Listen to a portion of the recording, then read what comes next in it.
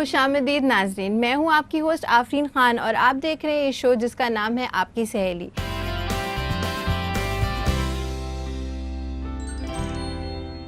आज है जुम्मा यानी फ्राइडे और आज मैं आपके लिए लेकर आई हूँ फैशन एक्सपर्ट सेगमेंट और साथ ही साथ आपको रूबरू कराऊंगी एक ऐसी शख्सियत से जिन्होंने बनाई है अपनी एक अलग पहचान। तो चलिए देखते हैं आज के प्रोग्राम की एक छोटी सी झलक।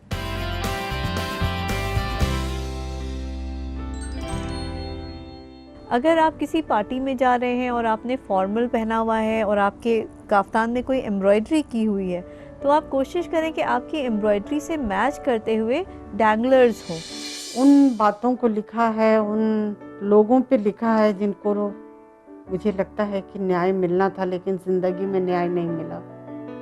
उनकी ज़िंदगी के हालात को लेके मैंने लिखा।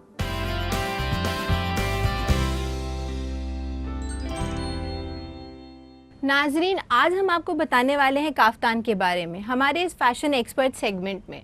नाजरीन, जैसा कि आप जानते हैं कि हमारी ख़वातीन आजकल काफ्तान को बहुत पसंद कर रही हैं, तो इसके बारे में बात करने के लिए हमारे साथ स्टूडियो में मौजूद हैं हमारी फ़ैशन एक्सपर्ट अस्मा हुसैन जी। अस्मा हुसैन जी, आपका खैर मकदम है हमारे इस प्रोग्राम में। शुक्रिया। अस्मा जी, आज हम बात करने वाले हैं काफ्तान के बारे में। तो मेरा पहला ये सवाल है कि काफ्तान की इंस्पिरेशन कहाँ से आई? बहुत ही खूबसूरत पहनावा है, तो इसके बारे में कुछ बताइए। काफ्तान जो है वो पर्शियन वर्ड है और ये आया है सेंट्रल एशिया से, एक्चुअली टर्की और ये आपका जो मंगोल एरिया है, उज़्बेकिस्तान, तजाकिस्तान और पर्शिया, ये यहाँ पे पहले रोब्स पहने जाते थे जिसको जो एंकल पूरा शोल्डर से एंकल तक जाता है और ढीले से ये मेन और वुमेन दोनों यही पहनते थे। और हिंदुस्तान में ये ट्रैवल किया धीरे धीरे वहाँ से मुग़लों के ज़रिए और फिर ये एक इंटरनेशनल गारमेंट बन गया। तो इसका मेन रीज़न यही है कि ये लूज़ होता है, कवरिंग होता है, चाहे आप उसको उसके ऊपर सैश लगा के, अगर आपने पुराने मिनिएचर पेंटिंग्स में देखा हो तो एक बेल्ट जैसी सैश लगा लेते थे और उसके ऊपर से अबाया पहन लेते थे, चाहे वो मेन हो या लेडीज़ हो। और ये वहाँ से होके फिर ये कैजुअल और फॉर्मल लिविंग में एंटर कर गया और आज ये एक इंटरनेशनल कॉस्मोपॉलिटन गारमेंट है। अस्मा जी, मेरा दूसरा सवाल ये है कि जो हमारा काफ्तान होता है ये किस कैटेगरी में आता है? हर तरह के काफ्तान्स होते हैं। यूजुअली लोग समझते हैं कि ये सिर्फ कैजुअल गारमेंट है क्योंकि ज़्यादातर लोग इसे बीचेस पे और घर में लाउंज करने के लिए पहनते हैं या ऐसी इवनिंग पार्टीज़ में पहनते हैं जहाँ पे आप अपने फैमिली के साथ हैं या बहुत ही इनफॉर्मल तरह की कोई इवनिंग हो। लेकिन अब इस वक्त ये फॉर्मल वेयर में भी आ गया है। जैसे कि हमारी ख़वातीन हैं बड़ी कंफ्यूज रहती हैं कि इसको किस फंक्शन में पहने, कैसे फंक्शन में पहने और इसको फॉर्मल लुक में डालें या इनफॉर्मल में डालें। हाँ। तो इसके बारे में बताइए कि किस तरीके के जो फंक्शंस में ये अच्छा लगेगा। देखिए, सबसे पहले मैं ये बताना चाहूँगी कि इंडियन फिगर जो है, जो थोड़ी सी राउंड फिगर होती है, तो उसमें ज़्यादातर लेडीज़ के लिए ये एक बहुत अच्छा गारमेंट है जो आपके बॉडी को के जो फ्लॉज हैं उनको छुपा सकता है। तो आप चाहें तो फॉर्मल अगर पहनना चाहते हैं तो आप लंबे काफ्तान पहने पूरे एंकल तक के और मटेरियल अच्छा यूज़ करें, उस पर हल्की सी एम्ब्रॉयडरी यूज़ करें तो आप उसको शादियों के फंक्शंस में भी पहन सकते हैं। ख़ास तौर से जो लेडीज़ पर्दा करती हैं, क्योंकि मिडल ईस्ट की पूरी आप देखें तो मलेशिया, इंडोनेशिया, सऊदी अरेबिया और मोरक्को, अफ्रीका, इनका ये नॉर्मल गारमेंट है। घर में बाहर हर जगह लेडीज़ जो हैं वो काफ्तान्स पहनती हैं और ऊपर से स्कार्फ पहन लेती हैं, तो आपको अलग से एक और अबाया पहनने की ज़रूरत नहीं। तो आप इसको एज अ पर्दे के लिए भी यूज़ कर सकते हैं। और अगर आप वर्किंग लेडी हैं तो आप चाहती हैं कि ऑफिस में इसको पहन लें, तो मैं कहूँगी अगर आप किस तरह का काम कर रहे हैं, अगर आप मैनेजमेंट में हैं या किसी मार्केटिंग एग्जीक्यूटिव में हैं तो अवॉइड करें काफ्तान, क्योंकि ये बहुत कैजुअल सा लुक दे सकता है ऑफिस में। लेकिन अगर कोई ऑफिस की पार्टी हो रही है जहाँ पे आप बहुत ड्रेसअप नहीं होना चाहते लेकिन हल्का फुल्का पहनना चाहते हैं, तो आप इसको ट्राउज़र्स के साथ पहने। आप पतले ट्राउज़र्स पे शॉर्ट लेंथ की, मिडिल लेंथ की काफ्तान स्टाइल जी, पहन जी। के और आप उसके साथ कुछ ज्वेलरी पहन सकते हैं, तो आप बिल्कुल परफेक्टली जो है वो ऑफिस पार्टी में पहन लेंगे। जी इसी तरह जो लड़कियां कॉलेज जाती हैं वो जी जीन्स के जी। ऊपर पहन सकती हैं, कैजुअली लेगिंग्स शिफॉन्स के के ऊपर। लेगिंग्स के ऊपर पहन सकती हैं। जी। आप उसको एक स्कार्फ लेके हेड स्कार्फ उसको, अच्छा सा ले सकते हैं, हाँ, या चाहे फिर आप हेड स्कार्फ लें या हम्म। आप नेक में स्कार्फ ले लें, तो आप उसको बहुत तरह से स्टाइलाइज कर सकती हैं। जी और घूमने जा रहे हैं, अगर हॉलीडे पे जा रहे हैं ख़ास तौर से बीचेस पे या ट्रॉपिकल जी कंट्रीज़ जी में, तब तो दिस इज़ अ मस्ट। अगर आप मान लीजिए बीच पे गए और आप कहीं स्विमिंग करने गए, तो आपका जो भी गारमेंट आपने पहन के स्विमिंग की है और आप बाहर निकलें, तो आप जी इमीडिएटली इसको उठा के ऊपर से पहन सकते हैं। जी जी तो आपको ये प्रॉब्लम नहीं आएगी कि आप चेंज करने जाएं या आप जी कहाँ पे जाएं। तो हॉलीडे के लिए बहुत अच्छा गारमेंट है, और जी पूरा रोल होके एक पतले से उसमें जी जी आप जी। उसको फिट कर सकते हैं। आपको एक जी। उसके लिए बहुत ज़्यादा बैग्स ले जाने की और ज़रूरत बहुत ही नहीं। अच्छे से आराम से पहन भी सकते हैं, आप कहीं भी बिल्कुल, जाएं आराम से। बिल्कुल, हाँ, जी। डेफिनेट। जैसा कि मैम आप जानती हैं कि बदलते वक्त के साथ काफ्तान में बहुत सारी वैरायटीज़ आ गई हैं, तो इसके बारे में हमें आप क्या बताना चाहेंगी? बिल्कुल, आप देखें कि अभी डिजिटल प्रिंट के काफ्तान आ गए हैं, जो डिज़ाइनर काफ्तान हैं।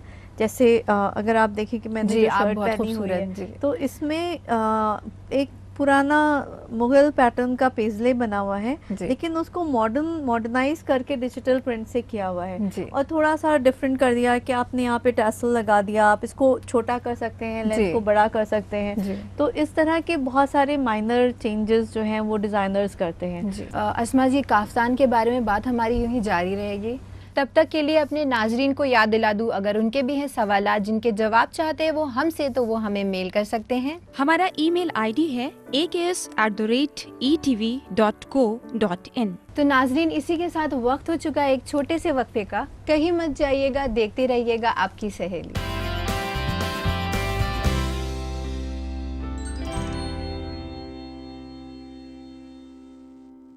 नाजरीन, आपका खैर मकदम है आपके इस प्रोग्राम में जिसका नाम है आपकी सहेली। नाजरीन, जैसा कि हम बात कर रहे थे काफ्तान के बारे में हमारी फ़ैशन एक्सपर्ट अस्मा जी से, तो चलिए और जानते हैं। अस्मा जी, जैसा कि आप जानती हैं हमारी जो ख़वातीन होती हैं बड़ी कंफ्यूज होती हैं कि इसके साथ कौन सी एक्सेसरीज़ आएगी, काफ्तान के साथ कौन सी नहीं आएगी, तो इसके बारे में आप क्या बताना चाहेंगे? एक तो सबसे पहले आपने कैसा काफ्तान पहना हुआ है, ये बहुत इम्पोर्टेंट है। इससे पहले कि आप ये डिसाइड करें कि आप क्या एसेसरी पहनने जा रहे हैं। आप बीच पे अगर जा रहे हैं तो जाहिर सी बात है कुछ कैजुअल काफ्तान होगा, तो जी। आप सिर्फ एक हुप्स हैं पतले जी, से जो रिंग्स होते जी, हैं, जी। या कोई पतला सा लंबा सा कुछ आप पहन सकते हैं, जी या बिना उसके भी जा सकते हैं अगर आप जी। बीच पे स्विम करने जा रहे जी हैं। जी अगर आप किसी पार्टी में जा रहे हैं और आपने फॉर्मल पहना हुआ है और आपके काफ्तान में कोई एम्ब्रॉयडरी की हुई है, तो आप कोशिश करें कि आपकी एम्ब्रॉयडरी से मैच करते हुए डैंगलर्स हों। जी अगर आपकी क्रिस्टल एम्ब्रॉयडरी है तो डायमंड्स पहने, अगर गोल्ड एम्ब्रॉयडरी है तो कुछ गोल्ड का पहन सकते हैं, या आप कोई स्टोन पहन सकते हैं जो आपके कलर से जा रहा हो। जैसे आपका अगर रेड का टच आ रहा है तो आपने रूबीज पहन लिए, जी जी। या ग्रीन का आ रहा है तो आपने एमरल्ड पहन लिया, और ब्लू फिरोजा के लिए। हाँ, ब्लू पहन लें, फिरोज़ा, नीलम, एनीथिंग। लेकिन ये अवॉइड करें कि अगर आपके फ्रंट में बहुत एम्ब्रॉयडरी है तो आप गले में कुछ ना जी, पहने, जी। उसको सिंपल रखें जी। और सिर्फ कान में पहने। और जी। अगर आपका बोहेमियन स्टाइल का, जैसे जो हिप्पी स्टाइल होता है, जी। उस टाइप के अगर आपके काफ्तान हैं, कॉटन के हैं या शिफॉन के हैं और कलरफुल हैं, तो आप उसके ऊपर ऑक्सीडाइज ज्वेलरी पहन सकते जी, हैं, जी। जिसमें आपके चांदी के लंबे लंबे जी, से जी, नेक जी। के होते, नेक पीस होते हैं, या बीड्स के होते हैं, स्टोन बीड्स या वुडन बीड्स, कलर्ड बीड्स आती हैं। तो अगर आपने प्लेन काफ्तान पहना है और कलर्ड बीड्स के गले में बहुत सारी माला डाल दी, तो वो भी बहुत अच्छी लगती है। इसी तरह से आप हाथ में, अगर आपकी शॉर्ट स्लीव काफ्तान है तो आप हाथ में एक ब्रेसलेट पहन सकते हैं, या आप बहुत सारे बैंगल्स, जैसे आपने अगर बोहेमियन स्टाइल देना है, हिप्पी स्टाइल, तो बहुत सारे सिल्वर बैंगल्स आपने एक हाथ में पहन लिए।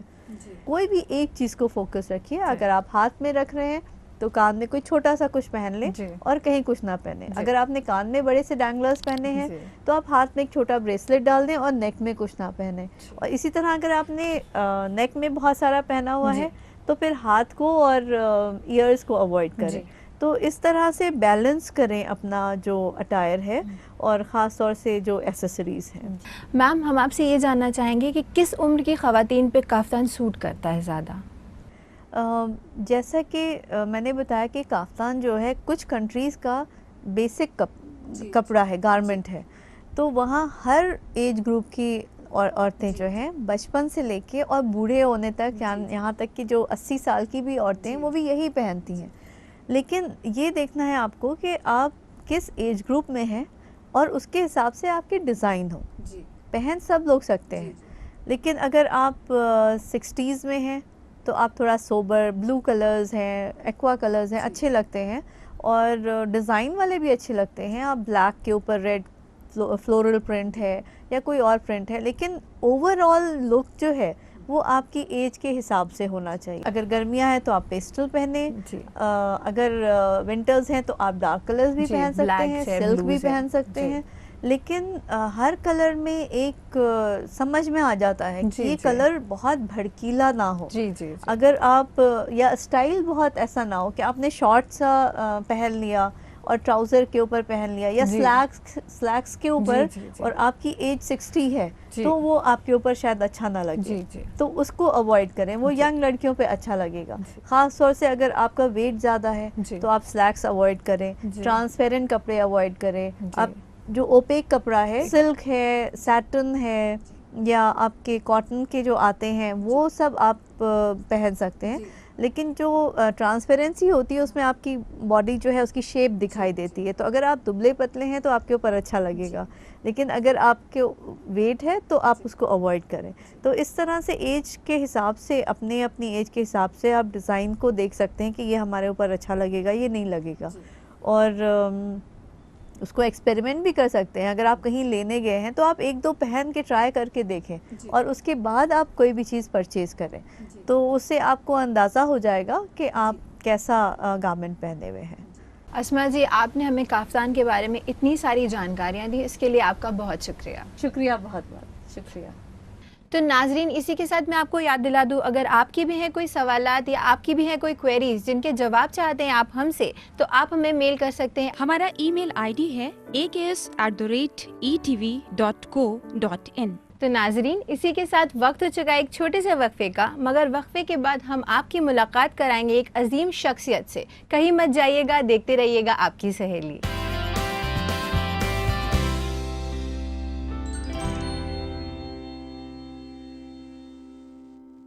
तो नाजरीन, एक बार फिर से आपका खैर मकदम है इस प्रोग्राम में जिसका नाम है आपकी सहेली। तो नाजरीन, चलिए आपकी मुलाकात कराते हैं एक ऐसी अजीम शख्सियत से जिन्होंने बनाई है अपनी एक अलग पहचान अपने दम पे। तो चलिए जानते हैं कौन है वो।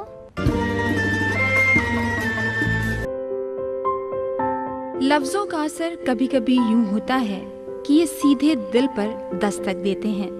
किसी न किसी तौर पर कोई न कोई लफ्ज आपको भी मुतासिर कर ही गया होगा, फिर चाहे वो किसी भी तरीके के जज्बे और एहसास का तर्जुमान क्यों ना हो। लेकिन कही गई बात तभी दिल छू जाती है जब उसे एक बेहतर अंदाज में कहा गया हो और सलीके से पेश किया गया हो। कौन सी बात कहाँ कैसे कही जाती है, ये सलीका हो तो हर बात सुनी जाती है।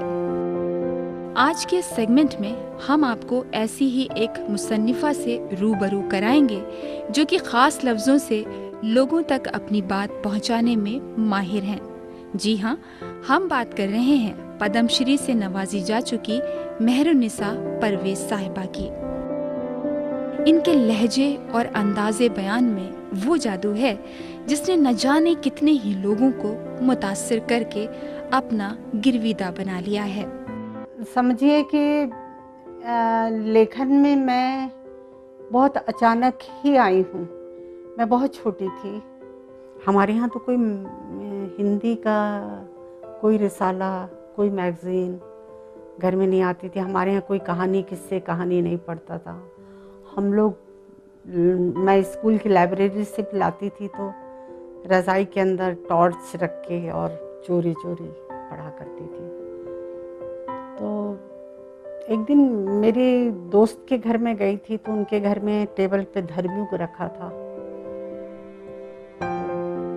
धर्मयुग, तो उसके पिता को मालूम था कि मैं कुछ लिखती हूँ कहानी वगैरह और क्लास में अपने दोस्तों को सुनाती हूँ। तो उनके फादर ने, उनके अब्बा ने कहा कि बेटा ये धर्मयुग है, इसमें तुम भेजो, इसमें पीछे पता लिखा है, अगर देखो तुम्हारी छप जाएगी। तो मैं वो चोरी से वो धर्मयुग को लपेट के अपने बस्ते में रख के लेके आई और फिर उसमें जो पीछे पता लिखा था उस पते से मैंने वहाँ भिजवा दिया। ये 61-62 की बात होगी। और फिर वहाँ से मेरे नाम से खत आया कि मेरी कहानी स्वीकृत हो गई है।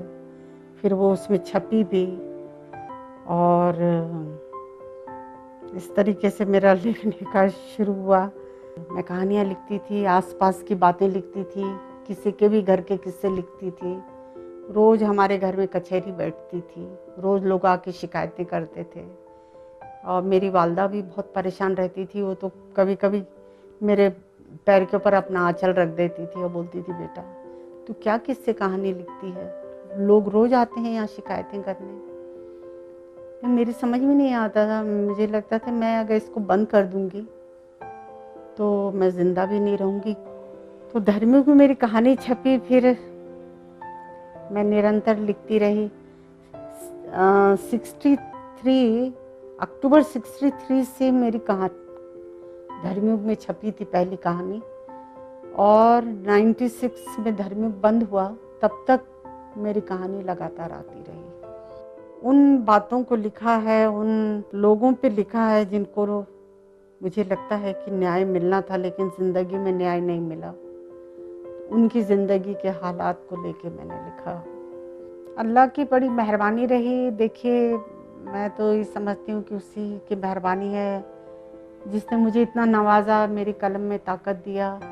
मैंने उनके दुख दर्द को, दूसरे के दुख दर्द को लिखा और वो बात दूर दूर तक गई, दूर दूर तक लोगों तक पहुँची। इसकी वजह से मुझे पुरस्कार भी काफ़ी मिले, मुझे पद्मश्री से भी नवाजा गया। और मैं आज भी ये वाली बात कहती हूँ कि पता नहीं मेरा नाम पद्मश्री के लिए किसने भिजवाया, जिसने भी भिजवाया होगा वो अल्लाह उसको हमेशा अच्छा रखे, सुखी रखे। लेकिन मुझे अचानक ही मैंने फ़ोन उठाया और राष्ट्रपति भवन से फ़ोन था कि आपको पद्मश्री से नवाजा जा रहा है। मैं भी बहुत हैरान रह गई। तो इस तरीके से मुझे प्रसिद्धि तो बहुत मिली, बहुत इज्जत मिली, बहुत लोगों ने मुझे एहतराम दिया, बहुत मैंने इस मामले में तो मैं बता नहीं सकती कि मुझे कितनी शोहरत मिली। जी, लगभग 6 तो उपन्यास हैं मेरे और 20-25 कहानी संग्रह हैं, और अभी कुछ जो मैंने कॉलम राइटिंग की है, रविवार में, नई दुनिया में। अभी मैं समर लोग जो अपने बेटे के नाम से मैगज़ीन निकालते हैं उसमें भी मैं आत्मदृष्टि लिखती हूँ, वो भी काफ़ी फेमस है, उस पर भी कई लोग PhD कर रहे हैं। उन पे भी किताबें अभी निकली नहीं, निकालना है। देखिए हम पात्र तो बाहर से उठाते हैं, लेकिन उनके जो सारे दुख तकलीफ़ों में हम अपने को भी खड़ा करते हैं, अपनी बातें उनके अंदर भरते हैं। और क्योंकि पात्र तो कोरे उठाते हैं, लेकिन उनकी जितनी फीलिंग होती है वो हम अपनी तरफ से उसके अंदर डालते हैं। तो लेखक तो होता है, मौजूद होता है, लेकिन क्या है कि लेखक जो है आड़ में रहता है, शब्दों के आड़ में, पात्रों के आड़ में। देखिए अगर आपको किसी चीज़ के लिए है और आपको लगता है कि आपको करना है, आप कर रहे हैं, तो आप सारे कामों के साथ ये काम भी कर सकते हैं। और मैंने तो सारी ज़िंदगी ये काम किया है। ट्रेन में चलते हुए लिखा है, बस में चलते हुए बैठे हुए लिखा है, घर में बैठे हुए लिखा है। बाहर की दुनिया से मैं थोड़ा दूर रही हूँ, तो उस एकाकीपन को मैंने अपने लेखन में, मैं आज भी कहीं जाती हूँ, लड़कियों से मिलती हूँ, यूनिवर्सिटी वगैरह में जाती हूँ, मुझे बुलाया जाता है, तो मैं उनसे यही कहती हूँ कि लड़ाई लड़ने से कुछ नहीं होगा। अपनी बात को लिखो, लिख कर लड़ो, लिख कर कहो, तो ज़्यादा दूर तक बातें जाती हैं। आपने अपने लिए लिखा है, लेकिन उसको पढ़ने वाले इतने लोग हैं, उनको अपने आप अपने सवालों के जवाब मिल जाते हैं, और आपको लगता नहीं कि आप अपनी बात कह रहे हैं, उनको तो लगता है कि आपने उनकी बात। इंग्लैंड में गई हूँ, जापान गई हूँ, रशिया भी गई हूँ, ताइवान वगैरह गई हूँ, जहाँ जहाँ मुझे बुलाया गया। लंदन में तो मेरा सम्मान हुआ था, हिंदी की यानी स्वर्ण जयंती पे मेरा सम्मान किया गया था। मेरे कलम की ताकत ने मुझे वहाँ पहुँचाया, और मुझे मेरे शब्दों ने मुझे इतनी इज्जत दी, बख्शी। मेरे ये शब्द मेरे ही शब्द ही नहीं है, ये मेरी सेना है जो मेरे लिए आगे बढ़ती है, मुझे ऑनर देती है, इज्जत देती है, मेरे लिए लड़ाई करती है। मुझे कहीं लड़ने नहीं जाना पड़ता है, मुझे किसी से कहना नहीं पड़ता है, मैं तो जो मेरे दिल में आता है मैं लिख देती हूँ। अपने हुनर ख़ास और सलाहियत से मेहरुन्निसा साहिबा ने ऐसा मकाम हासिल किया है जिस पर फ़ख्र और नाज किया जा सकता है। आपकी सहेली ऐसी अजीम शख्सियत को अपनी मोहब्बत और अक़ीदत का सलाम पेश करती है।